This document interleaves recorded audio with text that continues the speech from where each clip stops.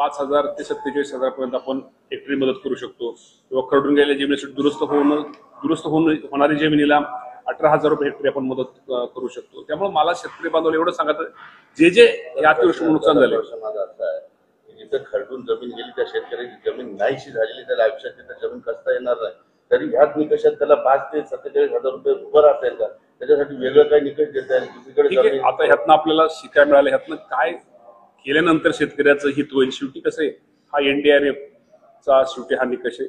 यामध्ये काय बदल, शेवटी आपण हे सरकार हे शेतकऱ्यांचं सरकार आहे. शेवटी जे कुठले निर्णय हे शेतकऱ्यांच्या हितासाठी असावे, या बाबतीमध्ये निश्चित प्रकारे सुधारणा करण्यासाठी आम्ही पाठपुरावा. शेतकरी जे ग्रामीण भागात आहेत ते म्हणतात की कोरडवाहू शेतीला 1 लाख रुपये हेक्टरी आणि बागायतीला 2 लाख रुपये हेक्टरी मदत झाली पाहिजे.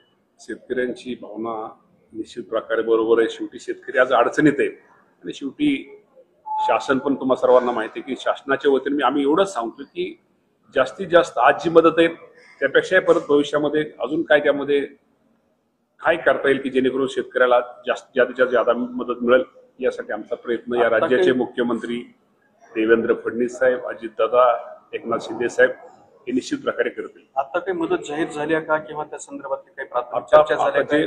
मे महिन्यामध्ये किंवा जून महिन्यात, मे एंडला जून जुलैच्या अगोदरचे पाऊस पडले, ज्यांचे पंचनाम्याचं काम पूर्ण झालं, तिथं नुकसान भरपाई हीच DBT वरती वाटप त्यांना शेतकऱ्यांच्या खात्यामध्ये दिलेलं आहे. आणि अजून आता आपला पाऊस जो पडला तर आपल्या जालना जिल्ह्याचा जर विचार केला तर आपल्याकडे थोडा पाऊस उशिरा पडलेला आहे.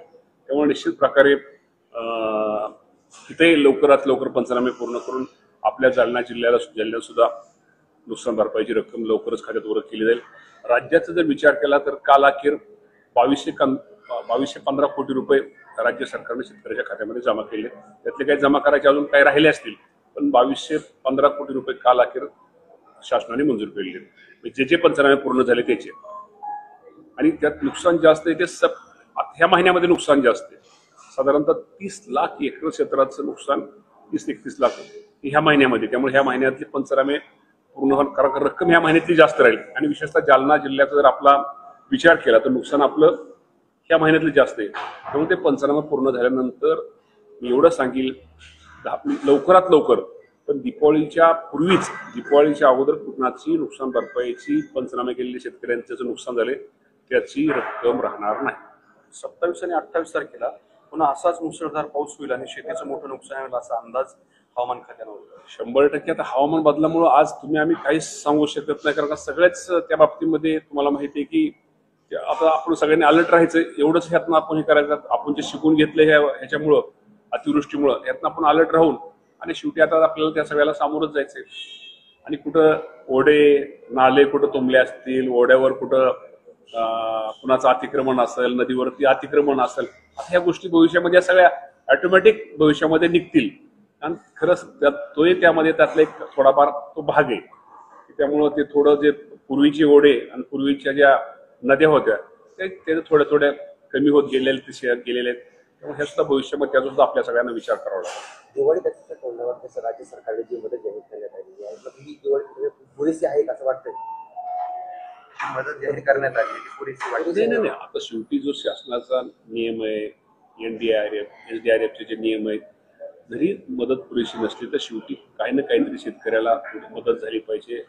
त्याला ह्या अडचणीच्या काळामध्ये सहकार्य झालं पाहिजे, ही आमची सगळ्यांची भूमिका आहे. त्यामुळे अजूनही त्या बाबतीमध्ये निश्चित प्रकारे आज सगळे आता ही मंत्री राज्यामध्ये सगळेच दौरे करतात, प्रत्येक जिल्ह्यामध्ये दौरे करतात. त्यातनं काहीतरी शेतकऱ्यांच्या प्रतिक्रिया काय, आणि शेवटी माणूस जास्त स्वतः आपण ज्यावेळेस एखाद्या साईटवर एखाद्या ठिकाणी जातो, सिटीमध्ये जातो, तेव्हा शेतकऱ्यांचं काय व्यथा आहेत, काय नुकसान आहे, यासाठी अजून काय केलं पाहिजे, या बाबतीमध्ये निश्चित प्रकारे मुख्यमंत्री, दोन्ही उपमुख्यमंत्र्यांनी आमचे सहकारी निर्णय घेतले. तहसीलदारांकडून सांगण्यात येते की बाधाबंधावरती जाऊ शेतकऱ्यांना की तुम्ही जिपारीद्वारे आम्हाला फोटो पाठवा, त्या पद्धतीने करू. मात्र काही शेतकऱ्यांकडे मोबाईल सुद्धा चालवतो, अशी परिस्थिती आहे. कोणाचा राहिला असला तर आमचा कृषी विभाग, महसूल विभाग तिथं बांधावर म्हणण्यापेक्षा त्या शेतात जाऊन तिथं पंचनामे कोणा निश्चित प्रकारे करील. एखाद्याची 10 गुंठ जमीन असली तर त्याचा सुद्धा ज्याचं नुकसान झाले त्याचा सुद्धा शेतीचा पंचनामा केला जाईल. ओके, त्यामुळे ऑगस्टमध्ये आणि सप्टेंबरमध्ये जे काही नुकसान झालं या शेतकऱ्यांना लवकरात लवकर पंचनामे मिळतील असं सुद्धा आता कृषी मंत्र्यांनी सांगितलंय. मदत वेगानं देण्यासाठी प्रयत्नशील सरकार असल्याचं सुद्धा त्यांनी सांगितलं.